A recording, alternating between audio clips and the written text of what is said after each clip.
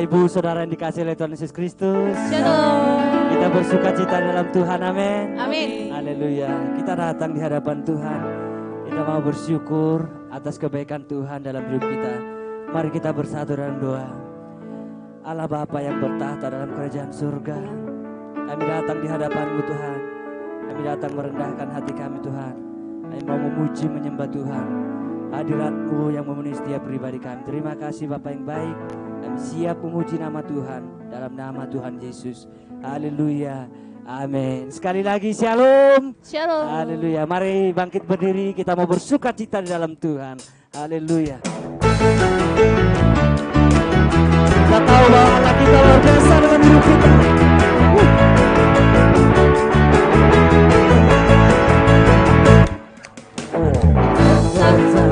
Sungguh amat besar,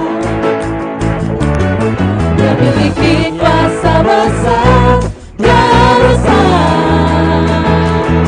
Segala sesuatu tercipta, tiada mustahil baginya.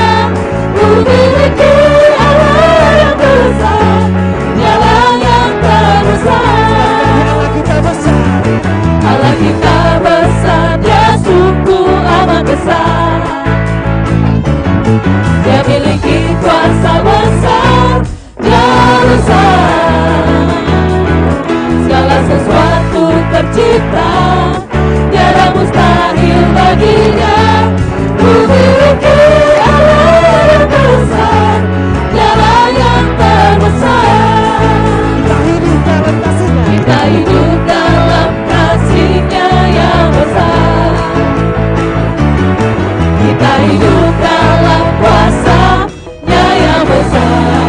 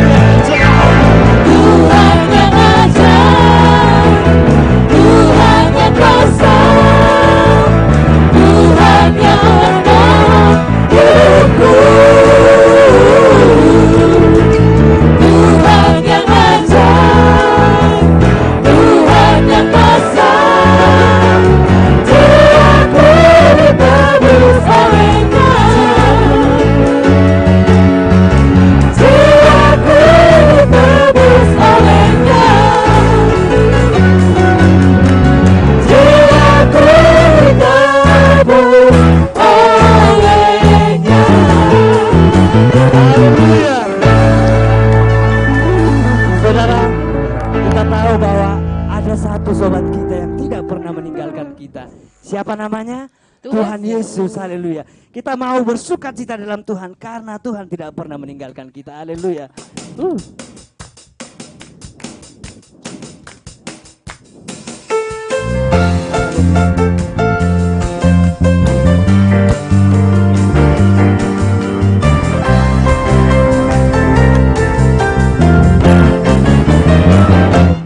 Ada satu sobatku yang setia, tak pernah dia tinggalkan diriku. Di waktu aku susah, waktu ku sendirian, dia selalu menemani diriku. Namanya siapa? Namanya Yesus. Namanya Yesus, namanya Yesus, nama Yesus yang menghibur hatiku. Namanya Yesus, namanya Yesus, nama Yesus yang menghibur hatiku. Ada satu sobatku yang setia, tak pernah dia tinggalkan diriku. Tidak pernah meninggalkan kami, Tuhan. Waktu aku susah, waktu ku sendirian, dia selalu menemani diriku. Namanya Yesus, namanya Yesus, nama Yesus yang menghibur hatiku. Namanya Yesus, namanya Yesus, nama Yesus yang menghibur hatiku. Namanya Yesus, namanya Yesus, nama Yesus yang menghibur hatiku. Namanya Yesus, namanya Yesus, nama Yesus yang menghibur hatiku. Nama Yesus yang menghibur hatiku. Nama Yesus yang menghibur hatiku. Saya persilakan kembali duduk. Ya, tiba saatnya kita mendengarkan firman Tuhan. Mari kita persiapkan hati dan pikiran kita. Kita tahu bahwa kita ada sebagaimana itu semua karena kebaikan Tuhan. Itu semua karena anugerah Tuhan dalam hidup kita. Kami bersyukur Tuhan atas kebaikan Tuhan dalam hidup kami. Allah yang tidak pernah meninggalkan kami Tuhan. Allah yang selalu ada dalam hidup kami Tuhan. Ini hidup kami Tuhan. Terima kasih Tuhan Yesus. Ya Allah yang sempurna Tuhan Yesus.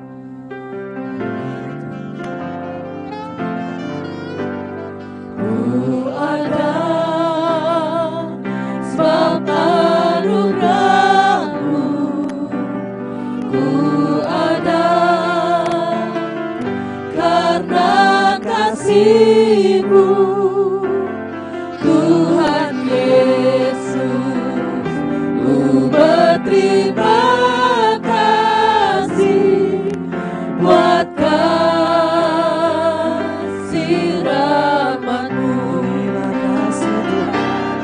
Terima kasih Yesus, Yesus.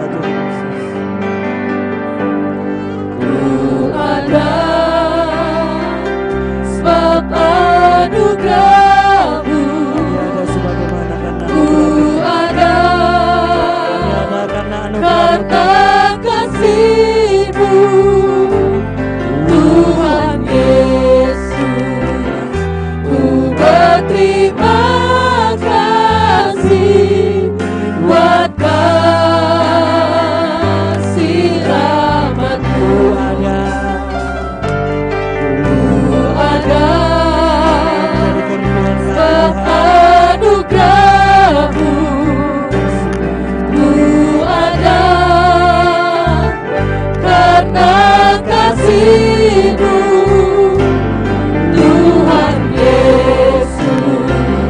Ku berterima kasih buat kasih rahmat-Mu. Terima kasih, Yesus, Yesus. Terima kasih, hanya anugerah-Mu buat hidupku sekarang. Ku kan memuji-Mu selamanya. Terima kasih, Yesus, Yesus.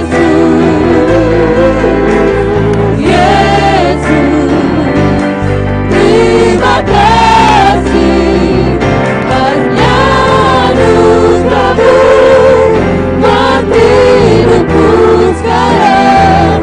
Ku kan memuji-Mu selamanya.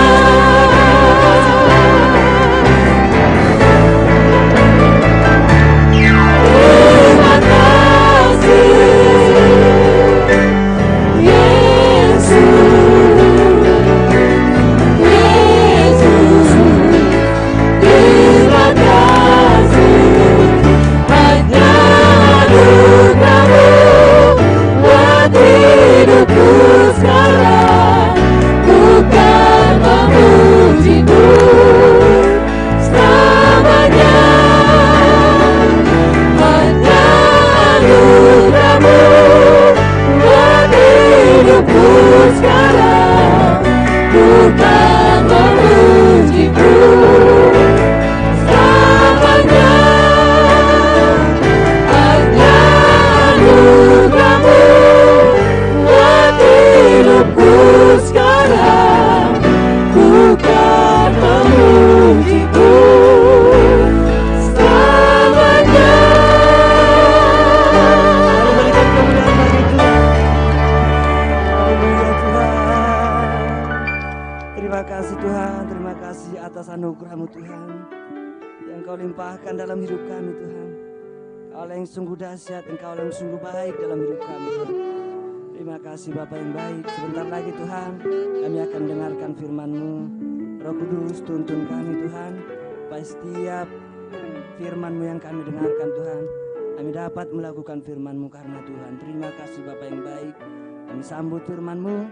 Dalam nama Tuhan Yesus kami berucap syukur. Haleluya. Amin. Silakan kepada.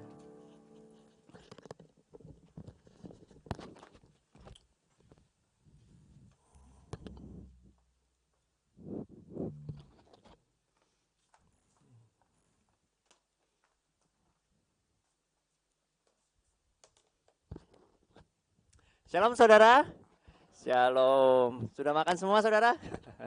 Amin. Ya, hari ini kita mau makan firman Tuhan, makan makanan yang hidup saudara. Ya, kita akan melihat firman Tuhan yang bertema Unleashing the Power of the Holy Spirit. Artinya saudara, kita ini melepaskan kekuatan, unleashing the power of the humility, melepaskan kekuatan dari kerendahan hati. Ada satu hal yang firman Tuhan itu katakan ketika kita itu melihat dari kitab Kejadian sampai Wahyu saudara, ada satu yang tidak pernah berubah. Selain dari sifat Allah, yaitu Allah yang setia, tetapi Allah itu mengasihi orang yang rendah hati. Amin saudara. Kita akan melihat firman Tuhan bagaimana Tuhan Yesus sendiri itu menyatakan bahwa kasih Allah itu tertuju kepada orang yang memiliki kerendahan hati. Dan ada sebuah kekuatan besar untuk orang yang memiliki untuk orang yang memiliki kerendahan hati. Yang pertama kita akan lihat di dalam Lukas 18 ayat yang ke-9 sampai dengan 14. Nanti kita akan lihat kekuatan apakah yang dimiliki oleh orang yang memiliki kerendahan hati di dalam dirinya. Dan apakah makna dari kerendahan hati tersebut. Firman Tuhan berkata seperti ini. Dan kepada beberapa orang yang menganggap dirinya benar dan memandang rendah semua orang lain, Yesus mengatakan perumpamaan ini. Ayat 10. Ada dua orang pergi ke bait Allah untuk berdoa. Yang seorang adalah Farisi dan yang lain adalah pemungut cukai. Ayat 11. Orang Farisi itu berdiri dan berdoa dalam hatinya begini. Ya Allah, aku mengucap syukur kepadamu karena aku tidak sama seperti semua orang lain. Bukan perampok, bukan orang yang lalim, bukan orang yang berzina, bukan juga seperti pemungut cukai ini. Ayat 12. Aku berpuasa 2 kali seminggu, aku memberikan persepuluhan dari segala penghasilanku. 13. Tetapi pemungut cukai itu berdiri jauh-jauh, bahkan ia tidak berani mengadah ke langit, melainkan ia memukul diri dan berkata, Ya Allah, kasihanilah aku orang berdosa ini. 14. Aku berkata kepadamu, orang ini pulang ke rumahnya sebagai orang yang dibenarkan Allah, dan orang yang satu lagi itu tidak. Sebab barang siapa meninggikan diri, ia akan direndahkan, dan barang siapa merendahkan diri, ia akan ditinggikan. Ada beberapa hal saudara yang kita bisa lihat dari firman Tuhan ini. Yang pertama, firman Tuhan menyatakan di sini ada beberapa orang yang menganggap dirinya benar dan memandang rendah semua orang lain. Kalau saudara lihat di judul dari perikop dari firman Tuhan yang kita baca ini adalah perumpamaan tentang orang Farisi dan pemungut cukai. Jadi kata-kata ini berbicara mengenai specifically untuk orang Farisi. Kenapa saudara? Karena firman Tuhan menyatakan bahwa orang-orang tersebut menganggap bahwa dirinya itu benar, sedangkan orang lain tidak. Makanya kalau saudara lihat di ayat yang ke-11 dikatakan orang Farisi itu berdoa dalam hatinya dengan cara berkata, aku bersyukur kepadamu karena aku tidak seperti orang lain. Memiliki sikap kerendahan hati berarti kita mengetahui bahwa kehidupan kita ini memiliki sebuah standar, yaitu standarnya Tuhan. Kalau saudara lihat bagaimana cara Tuhan Yesus memandang orang lain, itu berbeda dengan cara orang Farisi itu memandang. Saya akan ambil sebuah contoh yang mungkin saudara sudah sering dengar ya. Saudara sering dengar bagaimana ketika Tuhan Yesus itu menemui seseorang perempuan Samaria yang sedang menimba air seorang diri. Dikatakan Tuhan Yesus waktu itu berkata kepada wanita itu, berikanlah aku minum. Apakah Tuhan Yesus tidak tahu bahwa dia perempuan Samaria? Tentunya tahu. Apakah Tuhan Yesus tidak mengetahui latar belakang perempuan itu? Tentunya tahu. Apakah Tuhan Yesus tidak mengetahui bahwa perempuan itu telah memiliki 5 orang suami dan sekarang yang bersama dengan dia bukan suaminya? Tentunya dia tahu.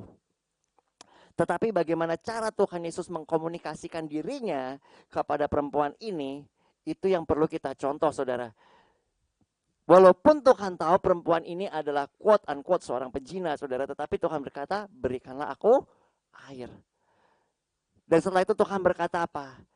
Kalau engkau mengetahui siapa yang sedang berkata-kata dengan kamu saat ini, kamu akan telah meminta daripadanya air hidup, dan dia akan telah memberikan kepadamu air hidup tersebut. Tuhan tahu gak dia orang berdosa? Tahu saudara. Tetapi Tuhan menawarkan yang namanya air hidup.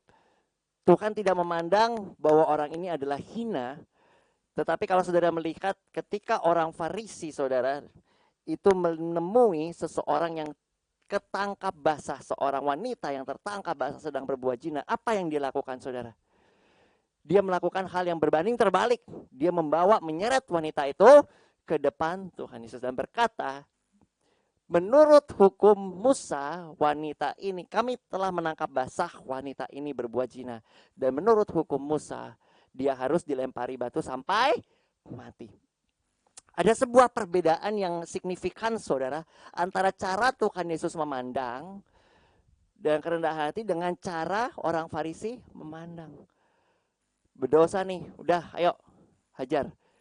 Kalau kita lihat firman Tuhan menyatakan di sini saudara, bagaimana orang Farisi itu memiliki sikap hati yang angkuh. Kenapa? Karena dikatakan di sini, aku mengucap syukur karena aku tidak sama seperti orang lain.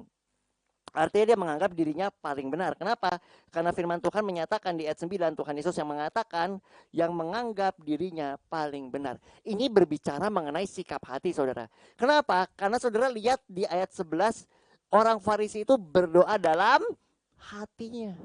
Tetapi Tuhan mengetahui apa yang menjadi isi hati setiap manusia. Nah, yang kedua saudara, firman Tuhan menyatakan di ayat 13, tetapi pungut cukai itu berdiri jauh-jauh, bahkan ia tidak berani mengadah ke langit, melainkan memukul dirinya dan berkata, ya Allah, kasihanilah aku orang berdosa ini. Ini merupakan sikap kerendahan hati. Kenapa saudara? Karena dia mengerti bahwa kehidupan dia atau keselamatan dia itu berdasarkan kasih karunia. Makanya kasihanilah aku orang yang berdosa ini. Kita mau lihat saudara bagaimana di dalam kitab Yakobus 4 ayat ke-6 firman Tuhan berkata seperti ini saudara. Ini kalau kita lihat konteksnya, kita lihat, tetapi kasih karunia yang dianugerahkan Tuhan, dianugerahkannya lebih besar. Karena itu Allah katakan, dia menentang orang yang congkak, tetapi mengasihani orang yang rendah hati. Tuhan menentang orang yang congkak, tetapi mengasihani orang yang rendah hati. Di sini kita bisa melihat bagaimana ketika Tuhan memberikan sebuah ilustrasi ini atau sebuah perumpamaan ini, Tuhan menyatakan pentingnya sikap hati kita memiliki kerendahan hati di hadapan Tuhan. Firman Tuhan berkata saudara bahwa kita diselamatkan oleh karena iman, bukan karena perbuatan baik kita. Nggak ada seseorang pun saudara yang karena perbuatan baiknya itu bisa diselamatkan. Kenapa? Karena firman Tuhan berkata bahwa semua orang telah berbuat dosa dan telah kehilangan kemuliaan Allah. Dan hal yang bisa kita lihat saudara di sini bagaimana belas kasihan Tuhan, karena firman Tuhan menyatakan karena kasih karunia kita diselamatkan oleh iman, sehingga kita diberikan Roh Kudus yang bisa menuntun kita untuk melakukan apa yang menjadi kehendak Tuhan. Nah, kita akan lanjut saudara di dalam kitab Yesaya 57. Kalau tadi kita lihat perjanjian baru, sekarang kita lihat perjanjian lama saudara. Seperti yang saya katakan bahwa dari perjanjian lama maupun perjanjian baru, sifat Tuhan tidak berubah bagaimana Tuhan mengasihi orang yang memiliki kerendahan hati. Di Yesaya 57 ayat 15 berkata seperti ini. Sebab beginilah firman yang maha tinggi dan maha mulia, yang bersemayam untuk selamanya dan yang maha kudus namanya. Aku, Tuhan, bersemayam di tempat tinggi dan di tempat kudus, tetapi juga bersama-sama orang yang remuk dan rendah hati, untuk menghidupkan semangat orang-orang yang rendah hati dan untuk menghidupkan hati orang-orang yang remuk. Tuhan bilang, aku ini dikatakan bersama-sama dengan hati orang yang remuk dan rendah hati. Hati orang yang remuk, kalau saudara melihat di sini, Pemazmur Daud berkata di dalam Mazmur 34 ayat 18. Dikatakan seperti ini. Mazmur 34 ayat 18. Tuhan itu dekat kepada orang-orang yang patah hati, dan ia menyelamatkan orang-orang yang remuk jiwanya. Saudara pernah dengar lagu tak kau pandang hina hati yang hancur? Pernah dengar lagu itu ya saudara? Itu lagu salah satu yang kita nyanyikan. Di sini kita bisa melihat bahwa Tuhan itu nggak berada bersama kita ketika kita ada di posisi atas saja. Tetapi Tuhan itu setia. Makanya kalau saudara lihat firman Tuhan berkata, sekalipun engkau menyeberang melalui air, engkau tidak akan hanyut. Sekalipun engkau menyeberang melalui api, engkau tidak akan terbakar. Artinya apa saudara? Kesetiaan Tuhan itu tetap walau kita ada di posisi yang paling rendah.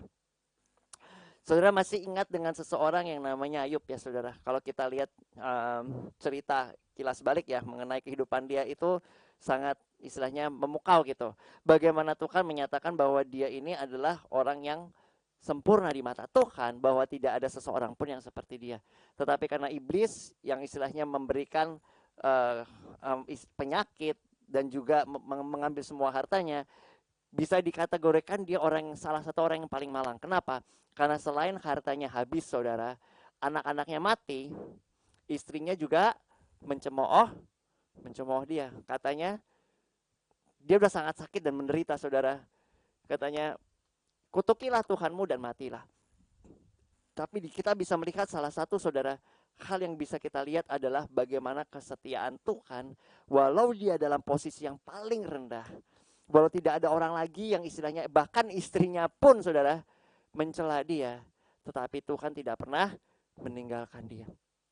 Dan bahkan saudara ketika dia berbalik kepada Tuhan dan mengenal Tuhan secara pribadi dalam kehidupannya, firman Tuhan menyatakan Tuhan menggantikan apa yang telah hilang daripadanya berkali-kali lipat. Jadi kita bisa melihat saudara bagaimana kerendahan hati saudara, kehancuran hati kita yang merindukan Tuhan, yang merindukan belas kasihan Tuhan, bukan mengandalkan kepada diri kita sendiri, itu merupakan sebuah hal yang berkenan di mata Tuhan. Bagaimana firman Tuhan menyatakan dia itu dekat dengan orang yang rendah hatinya atau remuk hatinya. Nah, kita lihat saudara di ayat Matius 5 ayat yang ketiga. Di dalam Matius 5 ayat yang ketiga, firman Tuhan berkata seperti ini. Berbahagialah orang yang miskin di hadapan Allah, karena merekalah yang empunya kerajaan sorga. Berbahagialah orang yang miskin di hadapan Allah, karena merekalah yang mempunyai kerajaan sorga. Ini berbicara saudara mengenai esensi daripada kebahagiaan yang sejati. Kenapa? Karena firman Tuhan berkata bagaimana kita ini memiliki kebahagiaan yang dikasih oleh Tuhan. Kenapa? Kalau kita ini berdiri di hadapan Tuhan dengan kerendahan hati. Makanya dikatakan berbahagialah orang yang miskin di hadapan Allah, karena merekalah yang empunya kerajaan sorga. Banyak saudara orang-orang yang menaruh dasar kehidupan dia atau menaruh kebahagiaan dia itu di atas hal yang lain selain pada Tuhan. Pernah dengar slogan saudara? Kalau saya kaya pasti saya bahagia. Benar ya saudara? Sering ya? Wah kalau aja aku kaya aku pasti bahagia. Makanya orang bisa kerja sampai mati-matian, sampai dia nggak memperdulikan apapun juga selain pekerjaannya. Bahkan dia nggak memperdulikan Tuhan. Ada orang yang memiliki, wah kalau saya terkenal saya pasti bahagia. Dan kalau kita lihat saudara bagaimana tidak ada sesuatu pun yang menjamin kehidupan kita kecuali itu Tuhan. Saudara mau punya uang seberapa banyak pun saudara nggak bisa beli nyawa saudara. Ketika Tuhan panggil, saudara balik. Kita bisa lihat di dalam kitab Lukas 12 ayat ke-13 sampai 21. Di sini berkata seperti ini. Kalau saudara baca perikopnya ya, judulnya orang kaya yang bodoh. Ayat 13 saudara, seseorang dari orang banyak itu berkata kepada Yesus, Guru, katakanlah kepada saudaraku ini supaya ia berbagi warisan dengan aku. 14, tetapi Yesus berkata kepadanya, Saudara, siapakah yang telah mengangkat aku menjadi hakim atas pengantara atas kamu? 15. Katanya lagi kepada mereka, berjaga-jagalah dan waspadalah terhadap segala ketamakan. Sebab walaupun seseorang itu berlimpah-limpah hartanya, hidupnya tidaklah tergantung daripada kekayaannya itu.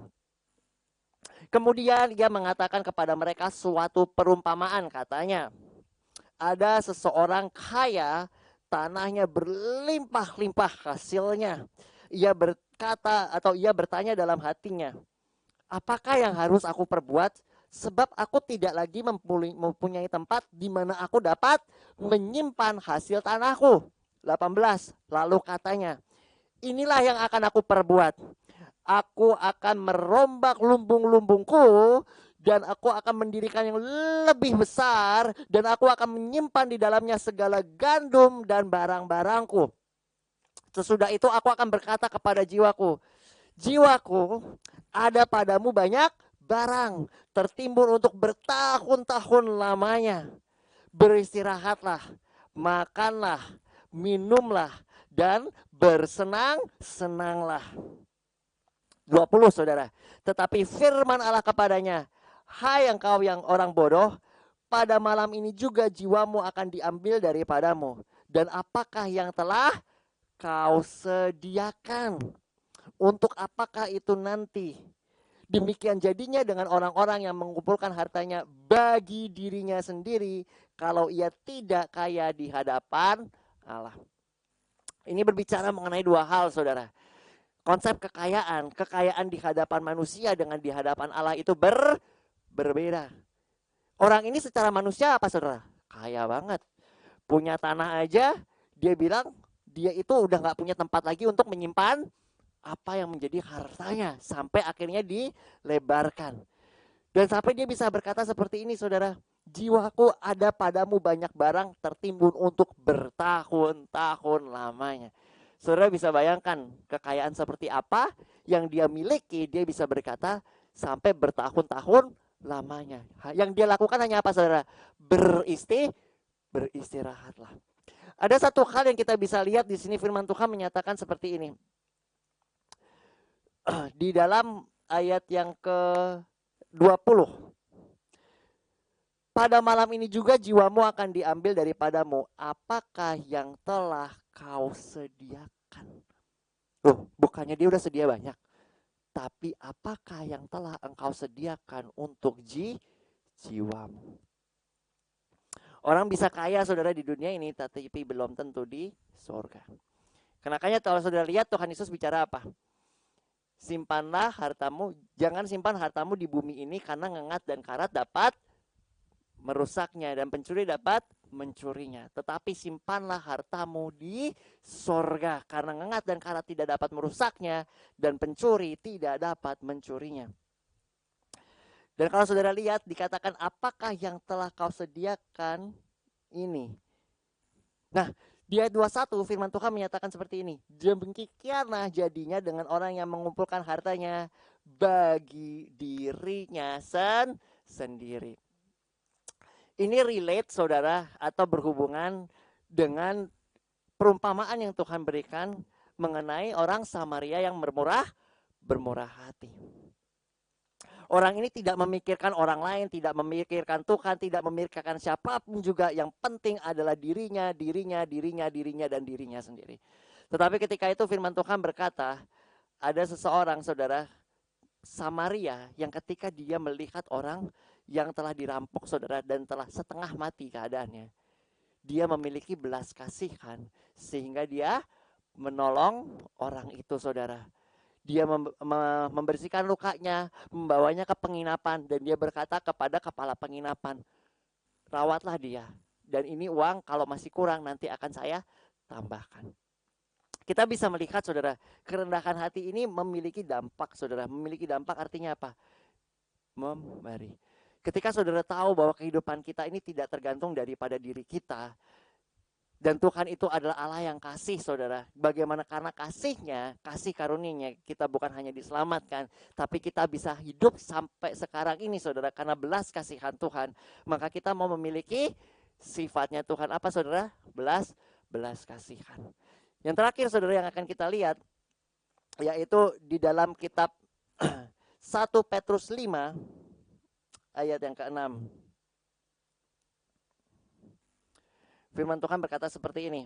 Karena itu rendahkanlah dirimu di bawah tangan Tuhan yang kuat, supaya kamu ditinggikan pada waktunya. Karena itu rendahkanlah dirimu di tangan Tuhan yang kuat, supaya kamu ditinggikan pada waktunya. Saya akan ambil sebuah contoh atau sebuah tokoh di Alkitab, saudara, yang kita bisa lihat kehidupannya, bagaimana dia ini merendahkan diri di hadapan Tuhan, yaitu seseorang yang bernama Daniel. Saudara tahu bagaimana Daniel ini merupakan salah satu orang yang paling berhikmat pada zaman itu, saudara. Dan kalau saudara lihat bagaimana Daniel ini diberikan Tuhan hikmat untuk mengerti apa yang menjadi mimpi raja dan juga apa yang menjadi arti dari mimpi tersebut. Sehingga dia diangkat sebagai salah satu orang yang paling berkuasa.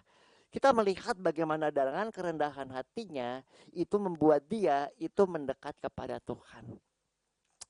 Firman Tuhan berkata, bagaimana mereka semua orang-orang yang ada di situ mengetahui apa yang Daniel perbuat tiap harinya, yaitu dia berdoa kepada Tuhan, berlutut kepada Tuhan 3 kali sehari. Walaupun saudara ketika itu pemerintah sudah memutuskan untuk tidak boleh berdoa kepada siapapun selain kepada raja, tetapi dia tetap setia dan datang kepada Tuhan, merendahkan diri di hadapan Tuhan dan memuji Tuhan dan berdoa kepada Tuhan. Ini merupakan sebuah bentuk kerendahan hati. Kenapa sih saudara kita berdoa? Karena kita tahu bahwa kehidupan kita tergantung daripada Tuhan. Firman Tuhan berkata saudara, bagaimana apa yang menjadi kekuatan kita ini berasal daripada Tuhan. Tuhan bilang apa? Di luar aku kamu tidak dapat melakukan apa-apa. Sama seperti pohon dan ranting saudara. Ranting ketika dia lepas dari pohon, maka dia tidak akan bisa hidup.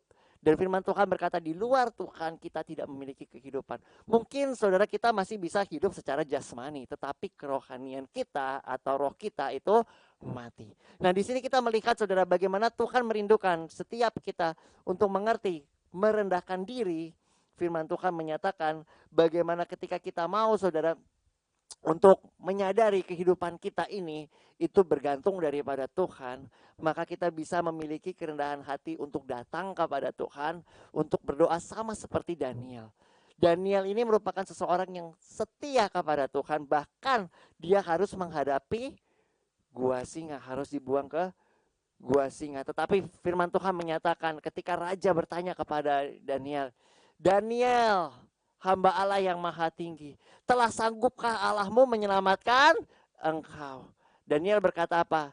Ya Raja, Allahku telah mengirim malaikatnya untuk menutup mulut dari singa-singa itu sehingga dia tidak mengapa-ngapakan aku karena aku tidak bersalah kepada Allahku.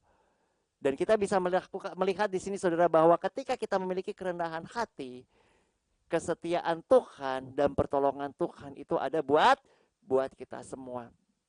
Dan kalau kita mau saudara dalam kehidupan kita mengatakan kepada Tuhan, Tuhan kami datang kepadamu Tuhan. Kenapa saudara? Karena kita membutuhkan Tuhan. Karena firman Tuhan berkata kita tidak akan bisa hidup tanpa Dia. Dan kalau kita bisa ada sampai sekarang saudara, ini bukan karena kuat, bukan karena gagah kita, tetapi karena belas kasihan Tuhan. Saya ingin undang untuk pemusik dan singer untuk maju ke depan. Kita akan menyanyikan sebuah hati saudara. Sebuah lagu saudara yang menyatakan mengenai kerendahan hati. Bagaimana lagu ini mengingatkan kita saudara, pentingnya untuk kita memiliki hati yang rendah, hati yang sebagai hamba, dan mengingatkan kita juga bagaimana ketika kita datang di dunia ini, kita tidak membawa sebuah apapun juga. Dan ketika kita kembali kepada Tuhan, kita juga tidak akan membawa apapun. Yang kita bawa adalah apa yang sudah kita lakukan untuk pekerjaan Tuhan, untuk kerajaan Tuhan, dan upah kita yang menanti dari apa yang kita lakukan untuk Tuhan. Kita akan nyanyikan lagu Ku tak membawa. Ku tak membawa apapun juga saat ku datang ke dunia. Ku tinggal semua pada akhirnya saat ku kembali ke surga. Ku punya hati sebagai hamba yang mau taat dan setia padamu Bapa. Kemanapun ku bawa hati yang menyembah dalam roh dan kebenaran sampai selamanya. Katakan sekali lagi saudara, ku tak membawa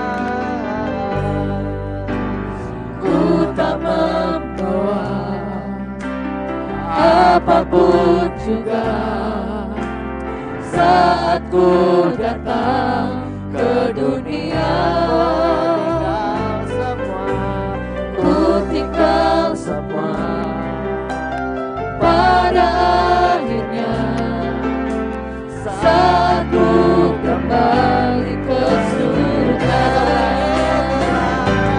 Inilah yang ku punya, hati sebagai hamba yang mau taat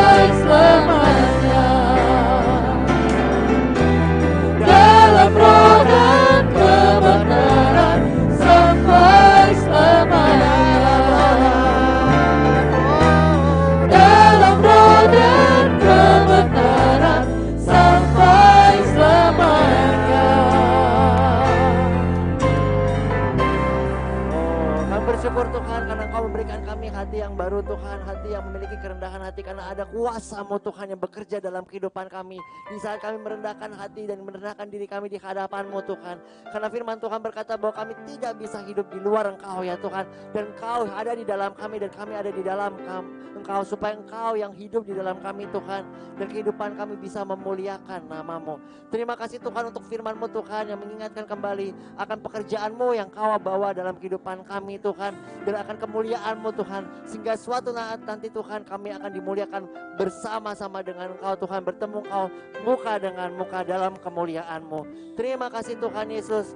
Engkau yang akan terus menyertai kami dan menuntun kami dalam setiap langkah kami. Di dalam nama Tuhan Yesus Kristus kami berdoa dan mengucap syukur. Haleluya. Amin.